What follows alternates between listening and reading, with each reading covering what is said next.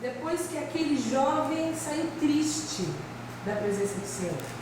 Como a gente falou na semana passada, foi uma das pessoas que a gente encontra nos evangelhos que saiu triste da presença de Deus. Todo mundo saía alegre, todo mundo saía cheio de bênção para contar. Na verdade, o pessoal queria sair correndo para contar para todo mundo o que tinha acontecido depois que se encontrava com Jesus. Mas esse jovem saiu triste da presença do Senhor. Jesus falou para ele: se você quiser me seguir, você vende tudo que você tem e você me segue. Jesus o amava. Jesus o amava. E o texto diz que ele se retirou triste, foi embora triste. E esse foi um fator chave para que Jesus desse a explicação que ele dá no dia de hoje sobre os perigos da riqueza. Porque o texto termina dizendo, da semana passada, que ele foi embora triste porque ele era muito rico. Ele tinha muito que perder. Então a riqueza dele foi o motivo pelo qual foi a barreira que o impediu de seguir a Jesus e de alcançar a vida eterna, que foi aquilo que ele foi buscar. Jesus disse que ele precisava se ver livre das riquezas, não para que ele pudesse merecer a salvação, mas que ele pudesse perceber que as riquezas, que o dinheiro, que as posses que ele tinham se constituído num Deus, num ídolo, algo pelo qual ele vivia e morria, o objeto de toda a devoção, de toda a adoração. Ele vivia para ser rico, e da riqueza é que ele vivia. Por causa disso, porque naquele momento Jesus percebe que, apesar de ele ter guardado todos os mandamentos relacionais, ele havia quebrado o principal mandamento, que era amar a Deus acima de todas as coisas. Aquele rapaz percebe que ele não era tão bom quanto ele pensava. Ele era indigno também, ele era pecador também, e ele precisava quebrar essa barreira para poder alcançar a vida eterna, se livrar do ídolo. E Jesus então estende essa aplicação, e na verdade essa tristeza que aquele jovem sentia, para todos os outros ricos. E assim começa o nosso estudo no versículo 24 e 25. Jesus fala o seguinte: vendo-o entristecido, Jesus disse: como é difícil aos ricos entrar no reino de Deus. De fato, é mais fácil passar um camelo pelo fundo de uma agulha do que um rico entrar no reino de Deus. E eu queria, de uma forma bem simplificada, ver duas lições que nós aprendemos nesse texto. E a primeira delas é: como é difícil um homem rico ser salvo. E isso não vem de agora, que você procura o rico, não aquele que sobrevive, que consegue manter as suas contas em dia, consegue comprar mais um apartamento para compor a renda. Não é esse, é o rico. O rico naquela situação que era aquele jovem. É difícil um rico entrar no reino até hoje. A gente vê que não é de hoje isso, porque Paulo fala em 1 Coríntios 1:26, irmãos, pense no que vocês eram quando foram chamados. Poucos eram sábios segundo os padrões humanos, poucos eram poderosos e poucos eram de nobre nascimento. Poucos. É difícil, e não é de hoje que é difícil, é desde sempre. E é uma questão simples, de fato. Por quê que é tão difícil para o rico entrar no reino de Deus? Eu pensei em muitas coisas. A primeira delas, eu entendo que é o mesmo motivo pelo qual o rico, o jovem rico, foi embora triste. É que chega um momento que a riqueza e o dinheiro assumem uma certa divindade. Nós já falamos sobre isso. Ele deixa de ser só o teu sustento, a tua provisão, o teu recurso, a tua poupança, para ser o teu Deus. Porque se você tem dinheiro, você é alegre, você tem paz, você tem segurança, você tem esperança. A sua confiança não pode ser abalada no momento da dificuldade, porque você tem recursos. E é nesses recursos que você deposita o teu descanso no futuro. Nem aquele louco, eu já tenho todo o meu celeiro cheio, agora já posso comer, beber e me regalar. É um homem desamado. Nesse momento, então, nós perguntamos: o dinheiro é o problema? O dinheiro não é o problema. O dinheiro é a solução para o nosso problema. O dinheiro nunca é o problema. O trabalho é o problema? O trabalho não é o problema. O trabalho é a solução. Jesus disse, Deus disse em sua palavra, lá no Éden, lá no começo de todas as coisas: olha, do suor do teu rosto comerás. O trabalho não é o problema. Mas nós percebemos que o dinheiro e o trabalho em algum momento se tornam um problema, não só para os que têm muito, para os que têm muito também, né? Porque um pouco de dinheiro te dá alegria, um pouco de dinheiro te traz paz, um pouco de dinheiro já te traz segurança. E nós percebemos que aqueles que tiveram pouco e passaram por um pouco de dificuldade, quando conseguem uma certa estabilidade, tem em si uma tendência seríssima à avareza, por causa do medo de perder aquilo que com tanto sacrifício se conseguiu.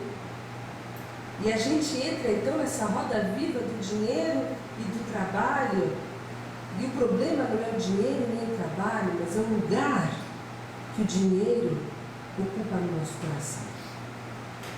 É a prioridade.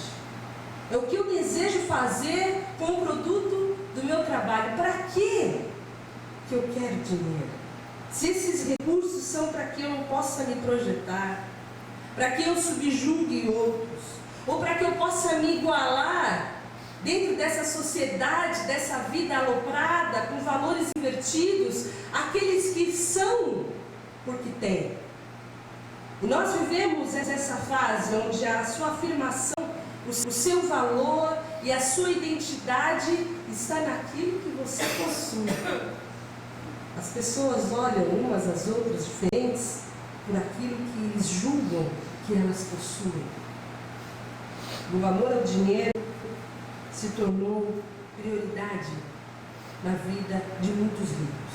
E Jesus diz o seguinte, em Lucas 16:13: nenhum servo pode servir a dois senhores, pois odiará a um e amará o outro, ou se dedicará a um e desprezará o outro. Vocês não podem servir a Deus e ao dinheiro.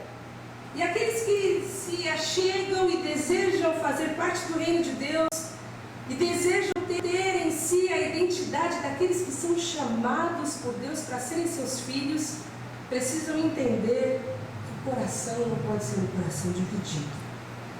O coração deve ser um coração onde Deus é amado acima de todas as coisas. E é difícil para um rico amar a Deus acima de todas as coisas. Porque junto com a riqueza, vem alguns outros amigos inseparáveis. O orgulho, a soberba, a vontade própria, a autoindulgência, aquela tendência de justificar os seus erros o tempo todo, o amor ao mundo, e talvez o principal deles, o egoísmo e a ganância. Em Lucas 12:15, Jesus diz: cuidado, fiquem de sobreaviso contra todo tipo de ganância. A vida de um homem não consiste na quantidade de seus bens. E se Jesus viesse hoje e para a nossa sociedade ele falasse isso, teria talvez o mesmo impacto que teve lá naquela época, porque hoje a vida de um homem, a relevância de uma pessoa consiste sim naquilo que ela possui, aquilo que ele angariou. A identidade é determinada exatamente pela quantidade. E nós vemos que, mesmo dentro dessa nossa sociedade, que nos pressiona para que a gente tenha cada vez mais, e assim a gente consiga ser alguma coisa, nós somos o tempo todo julgados. Eu não sei você, mas quando você encontra aqueles amigos que não te vê faz tempo, qual é a primeira pergunta que ele te faz? O que você está fazendo? O que você está fazendo está querendo te perguntar? Onde você está trabalhando? Quanto você está ganhando? O que é que você já conseguiu fazer dessa vida? Você já comprou sua casa, já comprou seu apartamento? Já foi viajar para algum lugar? Dificilmente esses amigos querem saber se você está em paz, se você está feliz, como é que está a sua família, como é que está a saúde dos seus filhos. Eles querem saber o que você está fazendo. E aí, cara, o que você está fazendo na vida? Será que você está melhor do que eu? É o mundo e o rolo compressor que vai igualando toda a sociedade, de forma que você tenha alguma relevância por aquilo que você tem. E esses sentimentos, esses amigos inseparáveis da riqueza, eles normalmente tornam o coração endurecido para a verdade do Evangelho. Porque há um contraste muito grande com Paulo, por exemplo, quando ele fala o seguinte: eu sou o que sou pela graça de Deus. Eu poderia mostrar a minha relevância, ele faz isso em um determinado momento. Mas eu sou o que eu sou pela graça de Deus. E existe uma necessidade de um desprendimento de todos esses amigos inseparáveis da riqueza, para que um rico possa declarar de coração diante de Deus e dos homens: eu sou o que sou pela graça de Deus. E existe ainda um terceiro ponto. O rico dificilmente pensa na vida eterna. Por isso que aquele jovem era um candidato perfeito. Porque apesar de ter tudo, ele queria algo mais quando ele chegou na presença de Jesus. Mas o rico dificilmente pensa na eternidade. Dificilmente ele é confrontado. Provérbios diz que o rico tem muitos amigos, né? Dificilmente ele é confrontado. Ele tem sempre uma boa desculpa. O seu coração está sempre tão envolvido com as coisas do mundo, está tão preso nas coisas do mundo, que dificilmente ele consegue ver a Deus, enxergar a Deus e pensar na eternidade. A palavra de Deus fala que onde está o teu tesouro, aí está o teu coração. E se o tesouro do rico está nas coisas desse mundo, provavelmente o coração dele está envolvido, está enlaçado com as coisas desse mundo. Em Lucas 12, 20 e 21, Jesus fala o seguinte para um rico maluco, insensato: essa mesma noite a sua vida lhe será exigida. Então, quem ficará com o que você preparou?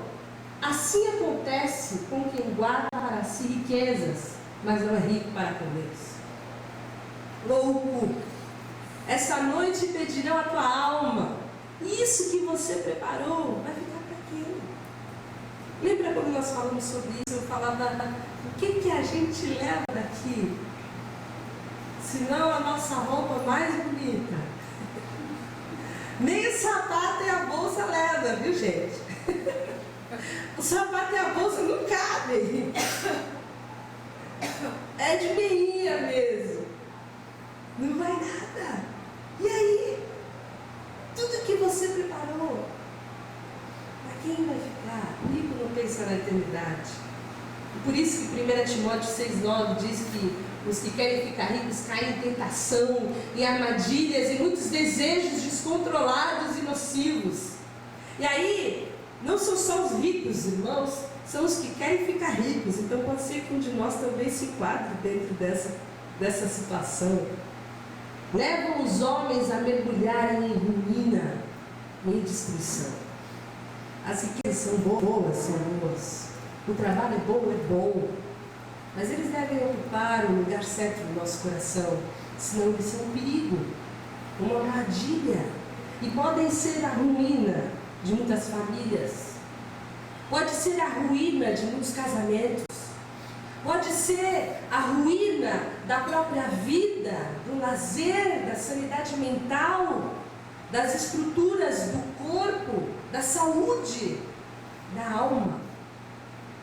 O sábio rico orava o seguinte: não me des nem a pobreza nem a riqueza. Dá-me apenas o alimento necessário, se não tendo eu demais, eu te negaria. E te deixaria, e diria: quem é o Senhor? E se eu ficasse pobre, poderia vir a roubar, desonrando assim o nome do meu Deus. O sábio rico, aquele que coloca as coisas dentro de toda a proporção certa, ele não quer nem ser pobre, porque senão vai ser um pobre ladrão, e nem ser rico, porque entende que a riqueza de alguma maneira afasta de Deus. Deixaria, ele negaria a Deus. E voltando ao nosso texto, quando Jesus fala para aqueles homens que é difícil um rico entrar no reino, aquilo não foi um choque muito grande. Você se lembra por quê? Porque existia uma mentalidade no judaísmo que relacionava o poder, a bênção de Deus ao pecado, ou a uma vida correta, ou uma vida piedosa. O lance é o seguinte: se você está com problemas, Deus está te dando problemas porque você está em pecado. Se você está bem, está tudo bem na sua vida, a sua vida está uma bênção, é porque você é piedoso, você está andando corretamente. Por isso que, de alguma maneira, quando os discípulos viram alguma coisa errada, ele perguntava para Jesus: quem pecou? Foi ele ou foram seus pais que pecaram? Alguém pecou para o sujeito estar numa situação dessa. Essa era a relação na mente daquelas pessoas. E Jesus vira e fala o seguinte: olha, um rico é muito difícil de entrar no reino de Deus. Era uma nova teologia, vamos dizer assim. Era contra a cultura. Era contra tudo aquilo que eles entendiam como sendo uma bênção relacional. E aí nós perguntamos o quão difícil é. Jesus fala que é difícil que um rico entre no reino. E quão difícil é? Jesus diz quão difícil é. É tão difícil quanto um camelo entrar por um buraco de uma agulha. Vocês já ouviram falar isso, né? Não é uma citação nova. Muitos de nós ouvimos isso há muito tempo. Olha, o rico entrando no reino de Deus é tão difícil quanto um camelo entrar por um buraco de uma agulha. E eu fui buscar algumas interpretações para esse texto, para essa expressão do camelo e do buraco da agulha. E são basicamente 3 as que são citadas na maioria dos comentários. E a primeira delas diz o seguinte: quando você lê esse texto, houve uma substituição da palavra grega camelos, que quer dizer corda, que vem do original, do cordão umbilical. Houve uma substituição dessa palavra camelos por camelos, o animal. O fundo da agulha considerar-se-ia literalmente. Mas o sujeito acho que estava cansado na hora de transcrever o manuscrito. Eles entendem que substituiu a palavra erroneamente. Outra interpretação diz o seguinte: que a palavra camelo deve ser considerada literalmente, mas o fundo da agulha era uma pequena porta ao lado da porta principal de Jerusalém, pela qual o camelo passaria após tirar-lhe a carga, e mesmo assim ajoelhado e aos empurrões. Quem já ouviu essa? Que a porta da agulha era uma portinha pequenininha que o camelo tinha que se desprender dos pesos e tudo mais, e ajoelhado, prostrado, ele era empurrado e passado. E a terceira interpretação é que tanto o camelo quanto o fundo da agulha são considerados literalmente. E aí começa uma discussão, e a grande maioria dos comentaristas dizem que o que Jesus está querendo dizer é que um camelo não pode passar por um buraco com uma agulha mesmo. É que é impossível alguém salvar-se. E é impossível para um rico salvar-se. E aí, Henry Alford diz o seguinte: alguns têm imaginado que o buraco da agulha referido fosse uma portinhola no muro de Jerusalém, através do qual pudesse finalmente passar um camelo depois de muitos puxões e empurrões. Mas o texto de Mateus 19, 24 e de Marcos 10, 25 fala de uma agulha usada com linha. A palavra grega é rafis, que significa uma agulha de costura. Lucas 18, 25, Lucas era médico, e quando ele usa a expressão que Jesus usou do buraco da agulha, ele usa a palavra belone, que é uma agulha cirúrgica, algo pontiagudo que perfuraria, algo que era usado nas operações cirúrgicas. Os termos no originais querem dizer agulha mesmo. William Hendrickson, para explicar o que Jesus diz o seguinte: para explicar o que Jesus quer dizer, é inútil e injustificado tentar mudar camelo para cabo, ou cordão, como eu coloquei aqui, onde realmente um camelo deve ser empregado, ou definir o fundo de agulha como um portão estreito no muro de uma cidade, através do qual um camelo pode passar apenas de joelhos, depois de ter sido removida a sua carga. Essas explicações, afora o fato de serem passíveis de objeções do ponto de vista linguístico, tentam tornar possível o que claramente declarou Jesus ser impossível. MacArthur, quando comenta sobre essa porta-agulha,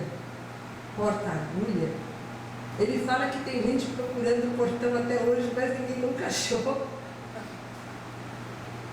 Não existe a tal portinha. E os comentaristas reiteram que essa expressão que Jesus usou já era usada, e era até um provérbio que você encontrava no Talmud. Na Babilônia, o maior animal era um elefante. Então existiam provérbios que diziam o seguinte: é mais fácil um elefante passar pelo buraco de uma agulha. Fulano vai pagar a conta? É mais fácil o elefante passar pelo buraco da agulha do que ele te pagar essa conta. E como em Israel o maior animal era um camelo, Jesus usa essa hipérbole, esse exagero, para provar que é difícil e é impossível mesmo. Com relação à palavra camelos e camelo, nos 3 principais manuscritos, a palavra camelo é usada. É praticamente impossível que os 3 tenham cometido o mesmo equívoco. É que há uma tendência humana de querer achar brechas para tornar possível e realizável, através de obras, algo que Jesus diz que é impossível. E aí, os discípulos ficaram admirados. O versículo em Marcos fala, 10, 24, fala que os discípulos ficaram admirados com essas palavras. Mas Jesus repetiu: filhos, como é difícil entrar no reino de Deus. E aí, quando Jesus repete, ele já não inclui só os ricos, ele abrange a todos. Olha, é muito difícil, é simplesmente impossível. E por que impossível, irmãos? Por que é difícil? Porque o pecador não tem poder dentro de si mesmo para mudar os seus amores, para ocultar as suas paixões, para alternar as suas prioridades. O pecador não tem dentro de si mesmo a possibilidade de abandonar a sua justiça própria, de transformar a sua natureza caída. A imaginação de um homem é má continuamente, o coração do homem é desesperadamente corrupto. Ele não pode mudar-se a si mesmo. Eu gosto de Jeremias 13, 23, que diz: será que o etíope pode mudar a sua pele? Ou o leopardo as suas pintas? Assim também, vocês são incapazes de fazer o bem, vocês que estão acostumados a praticar o mal. O etíope não pode mudar a cor da sua pele, só o Michael Jackson conseguiu. Ninguém mais. O leopardo não pode mudar as suas pintas. E eu e você, sozinhos, se estarmos debaixo da atuação intensa do Espírito Santo de Deus, a gente não pode fazer o bem. Não aquilo que a gente gostaria ou deveria fazer. Nosso coração é corrupto. Nós não podemos mudar a nós mesmos. Aos ricos é impossível, e a todos os outros também. E aí então, os discípulos, quando ouviram isso, perguntaram: então quem pode ser salvo? Talvez seja a pergunta que eu fiz e que você esteja fazendo. Quem pode ser salvo? Se para os ricos é difícil, impossível, para todo mundo também é difícil, ninguém pode mudar a si mesmo, quem pode ser salvo? E Jesus responde: o que é impossível para os homens é possível para Deus. E essa é a segunda aplicação que nós vemos nesse texto. Que é difícil para o rico ser salvo, mas também nós vemos que grande poder tem a graça de Deus? Que grande poder tem a graça que permite que qualquer um, em qualquer condição, qualquer nível social, cultural, intelectual ou financeiro, possa ser salvo? Que linda é a graça de Deus que iguala todos os homens, onde os ricos não têm preferência nem proeminência nenhuma, eles têm a mesma dificuldade que qualquer outro, porque um homem nenhum pode salvar-se, é impossível. Isso é uma obra milagrosa da graça de Deus. A salvação é humanamente impossível. É preciso um milagre. E eu vou dizer para vocês que existem muitas pessoas que gostam de milagre, né? E corre para lá, e corre para cá, e gosta de ver a coisa acontecer. E se tem gente que vê num milagre uma pessoa cair no poder de Deus, eu vejo que o milagre maior do poder de Deus é levantar a natureza decaída de um homem. É transformar, é mudar conceitos, é alternar valores. É de pecador para salvo, de inimigo para filho, de filhos da ira para objetos do amor, da graça e da misericórdia de Deus. Isso é uma obra soberana da graça de Deus. Homem nenhum pode fazer isso, e o que é impossível para homem é possível para Deus. Por isso que nós não precisamos torcer o Evangelho. Nós não precisamos pintar o Evangelho de cor-de-rosa. Nós não precisamos convencer ninguém, fazer concessões, porque só Deus pode fazer isso. Só Deus pega um coração de carne, de pedra, perdão, e transforma num coração de carne. Só Deus pode transformar e atrair alguém pela sua graça. Alguém que não tem nada para oferecer, que vem com as mãos vazias, que não tem obra nenhuma, para que possa reconhecer que nós somos salvos pela fé, pela graça de Deus. Ninguém tenha nada para se gloriar diante de Deus. Esse é um milagre que foi feito na vida do publicano. Esse é um milagre que nós vemos no começo do nosso estudo, quando o publicano bate no peito e fala: tem misericórdia de mim, pecador, e desce justificado. Esse é o milagre da vida que acontece com uma criancinha, com um bebezinho que veio ao mundo. E esse foi um milagre que não aconteceu na vida do fariseu e nem na vida do jovem rico. Esse é um milagre que só Deus pode fazer. E é nesse sentido que todos nós nos assemelhamos a um bebezinho, porque é um milagre da vida. Só que nós não nascemos nem da carne, nem da vontade humana. Aquele que nasce pela graça de Deus, aquele que recebe o dom do novo nascimento, o dom da vida, nasce por causa do amor de Deus, nasce de Deus. E João 1,13 diz: os quais não nasceram por descendência natural, nem pela vontade da carne, nem pela vontade de algum homem, mas nasceram de Deus. Não adianta que a nossa tendência natural da hereditariedade atinja nossos filhos. Não é isso que pode salvá-los. Filho de crente nunca vai ser crentinho. Não é pela vontade da carne, não é pela vontade de ninguém, é pela vontade de Deus. Jesus diz: o que é impossível para o homem é possível para Deus. Ninguém pode receber a Cristo e se tornar filho de Deus por sua própria vontade. Ninguém pode ser livre da escravidão do pecado por sua própria vontade. Ninguém pode trocar as prioridades da vida, dar à luz a si mesmo. Por isso que surge então uma questão entre os discípulos. E Pedro, que é sempre porta-voz, faz então uma pergunta para Jesus. Nós deixamos tudo que tínhamos para seguir-te. E Mateus retrata a melhor ideia de Pedro. Ele fala o seguinte: então Pedro lhe respondeu: nós deixamos tudo para seguir-te. seguinte: que será de nós? Só Deus pode salvar. Mas a gente fez tudo o que o jovem não fez. O que vai acontecer com a gente, então?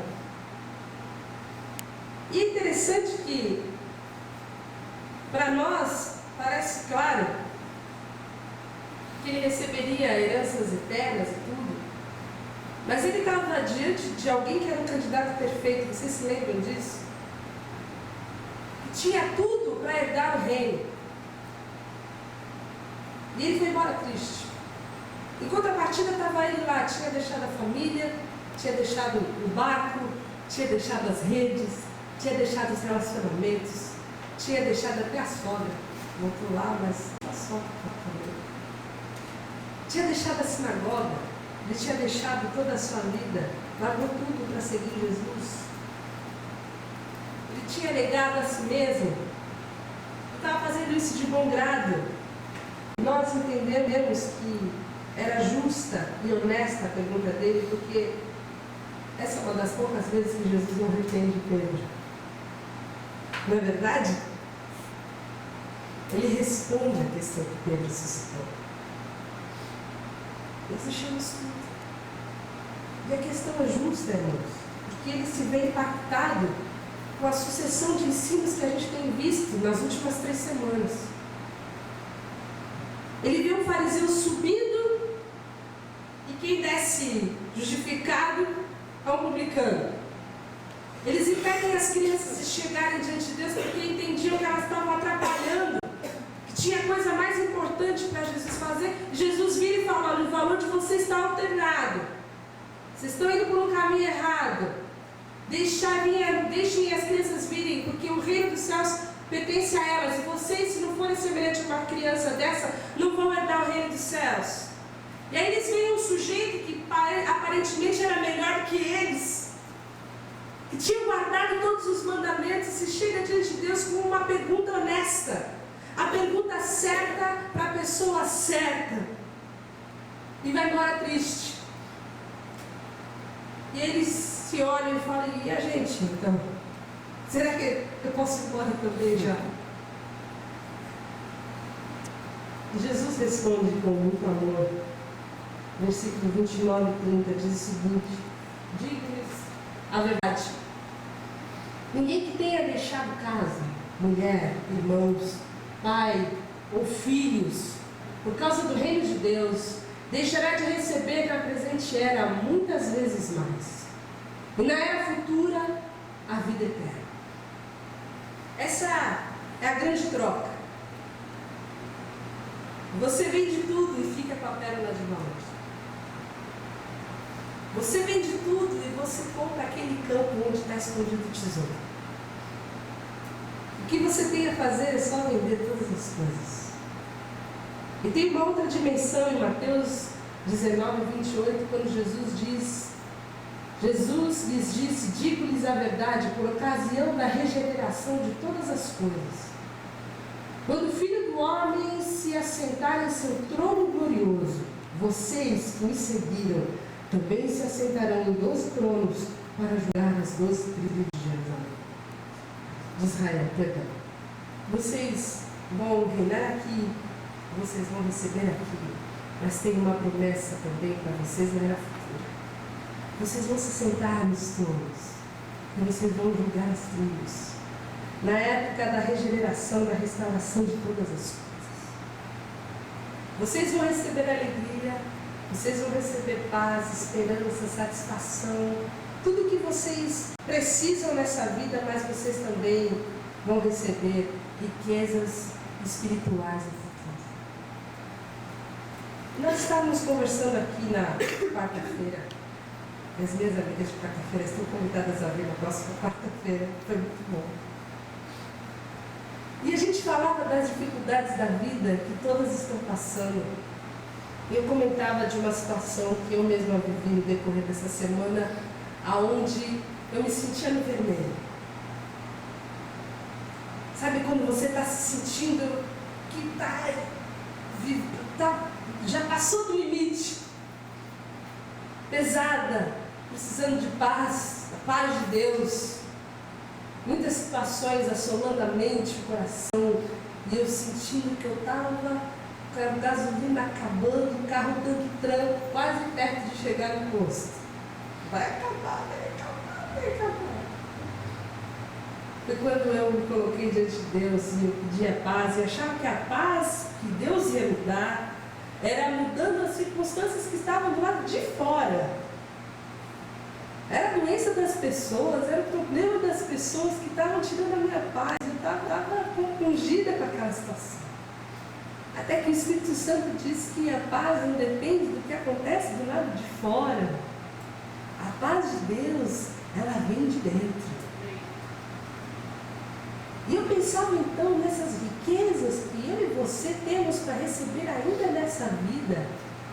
100 vezes mais aquilo que a gente tinha antes de seguir Jesus. Será que Jesus estava falando de dinheiro, irmãos? Ele estava falando das riquezas espirituais que estão depositadas na minha e na sua conta, que nós devemos sacar todos os dias. Nós temos uma poupança celeste de riqueza e graça ilimitada, que quando a gente acorda, a gente deve sacar de lá paz, alegria, segurança, confiança. Caso contrário, a gente vai viver no vermelho. É a mesma coisa que você usar o cheque especial com o seu dinheiro todo dia depositado na poupança. É assim que a gente vive espiritualmente. Quando a palavra de Deus diz que nós temos disponível para nós 100 vezes mais. 100 vezes mais o que, irmãos? Quais são as bênçãos que eu e você temos disponíveis para nós? Em primeiro lugar, Filipenses 4:7 diz que a paz de Deus, que excede todo o entendimento, guardará os seus corações e as suas mentes em Cristo Jesus. Qual é a paz que o dinheiro te dá? É uma paz boa, vai. Vamos confessar aqui, eu e você. Quando o dinheiro sobra, mas sobra assim, pra você fazer um negócio legal, dá uma paz, né? Você faz um orçamento dos meses e vê que, poxa, legal. Mas a paz que Deus tem para nós é uma paz que excede o entendimento, excede o orçamento, excede as perspectivas humanas. E o contexto é no versículo 6, quando Jesus diz o seguinte: não estejam inquietos, não andem ansiosos por coisa nenhuma. Antes, todas as petições, ou em tudo as vossas petições, sejam conhecidas diante de Deus. Orações, súplicas e ações de graça. Essa é a senha da conta bancária eterna. Orações, súplicas e ações de graça. Você vai lá e saca a paz. A paz que você precisa. A paz que excede o entendimento. A paz que transcende os problemas familiares. A paz que transcende os problemas de relacionamento. A paz que transcende a falta de perspectiva que você tem da sua própria vida no momento. A falta de esperança que te angustia com relação ao dia de amanhã. Existe paz disponível, 100 vezes mais. É pura graça, é riqueza ilimitada. Que outras bênçãos nós temos, irmãos? A alegria. 1 Pedro 1,8 fala: mesmo não tendo visto, vocês o amam. E apesar de não o verem agora, creem nele e exultam com alegria indizível e gloriosa. Irmãos, não tem alegria maior que nós devemos ter do que pertencer ao Senhor Jesus. O texto diz que nós somos alegres porque nós o amamos. Nós somos alegres porque nós temos esperança, porque nós não vemos agora, mas nós temos esperança de ver um dia. E nós cremos nele. E para quem ama o Senhor, tem esperança e crê no Senhor Jesus, essa é a maneira que nós temos de viver uma vida alegre. Essa é a alegria que nós temos disponível, uma alegria que independe dos problemas que nos cercam. Independe das tristezas que nos assolam, das más notícias que nós recebemos. É a alegria que nós temos em confiar em alguém que pode tudo que nós não podemos. Que aquilo que é impossível aos homens é possível para Deus. Para o Deus que nós amamos e o Deus que nós esperamos. Isso é riqueza, irmãos, que está disponível. E se nós andamos tristes e cabisbaixos, é porque nós não sacamos a alegria disponível para nós vivermos, uma alegria que nenhum dinheiro pode te dar, nenhum recurso pode te dar, um amor que ninguém nessa vida vai te dar. Esse amor que você espera, esse amor que vem sempre falho, esse amor que vem sempre cheio de cobrança, esse amor que é sempre meio capenga, parece que a gente se doa e tudo que a gente faz nunca é o suficiente. E a gente está sempre carente, parece que ninguém preenche essa necessidade de amor que a gente tem. Esse amor nós temos em Jesus, irmãos. Romanos 5,5 diz o seguinte: que Deus derramou o seu amor em nossos corações por meio do Espírito Santo que Ele nos concedeu. Esse amor que você precisa, que eu preciso, nós temos em Jesus. Jesus é o resultado, a obra de Jesus é o resultado do grande amor de Deus. A palavra de Deus fala que Deus amou o mundo de tal maneira que deu o seu Filho. E olha, tal maneira mesmo, porque dar um filho, você daria a Amanda, vai. Nem conhece a Amanda, nem viu a Amanda. Não daria a Amanda o amor de ninguém. Pai nenhum dá ao seu filho, mas o amor que Deus tem por mim e por você foi tão grande, que Ele deu o seu filho para sofrer, enquanto nós ainda éramos pecadores. É grande amor, é infinito amor, é amor disponível, amor eterno, amor eterno. Não tem nada que eu e você podemos fazer para nos separar desse amor. É amor incondicional, é o amor de Deus. Nós temos nele ainda, irmãos, segurança. Hebreus 6,9 fala: ao qual temos como âncora da alma, seguro e firme, que penetra até o interior do véu. Ele é a âncora da nossa alma. Nos dias primeiros, quando começam os mares a nos afogar, e nós entendemos que o nosso barquinho vai embora e vai se perder, Ele é a nossa âncora, Ele é a nossa segurança. E sabe o que mais? Ele intercede por nós. A palavra fala que penetra até o interior do véu. E o véu é o lugar santo, é o lugar da presença de Deus Todo-Poderoso, grandioso. E Jesus está lá, intercedendo por mim e por você, nos trazendo segurança em dias de crise, em dias de dificuldade, em dias em que o vento não está a favor, em que as chuvas estão invadindo o nosso barquinho. Ele é a nossa âncora.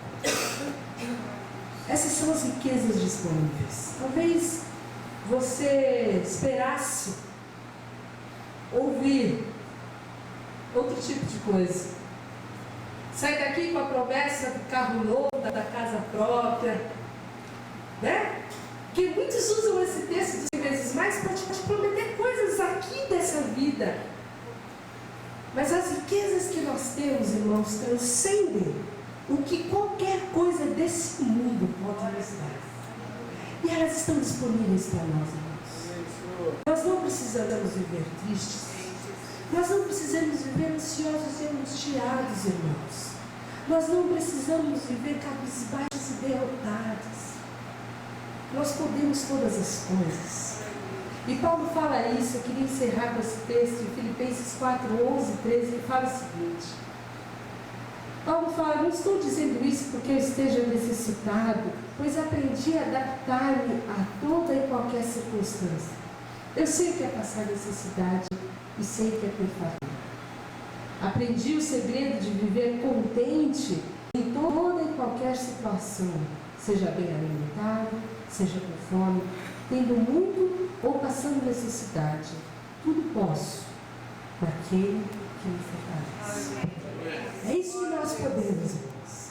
Nós podemos ser fortalecidos pelo Senhor e saltar as montanhas, saltar as muralhas, vencer os problemas com o nosso coração protegido e guardado pelo Senhor Jesus. Vencer as nossas lutas com alegria, com paz, com segurança, cheios do amor de Deus. Do amor que nunca vai nos decepcionar. É o amor de Deus, é o amor eterno. O poder de Deus não é só para mudar as circunstâncias. Eu não estou dizendo que Ele não vai mudar. Ele pode mudar. Mas o poder de Deus é para nos transformar. O poder de Deus é para nos habilitar, para nos adequar, para nos fortalecer, para que a gente possa passar a dificuldade, a necessidade e também a fartura, reconhecendo que tudo vem de Deus. Tudo vem de Deus. Quando nós somos fortalecidos pelo Senhor, e quando nós entendemos esse contexto das riquezas espirituais, você vai olhar e vai ver que você já tem disponível 100 vezes mais. Essa é a promessa de Deus para mim e para você nessa manhã. Faça uso, faça o saque, não viva no vermelho, viva rico espiritualmente, porque essa é a promessa de Deus para nós. Amém? Vamos orar. Senhor, nós queremos te louvar pelo teu grande amor, pela tua alegria, pela tua paz, pela confiança e pela segurança que nós temos em Ti, de que nada vai nos separar do Teu amor. Queremos Te agradecer pelo milagre da vida, porque nós somos nascidos de Ti. Queremos Te agradecer porque não fomos nós que Te escolhemos, mas o Senhor que nos escolheu.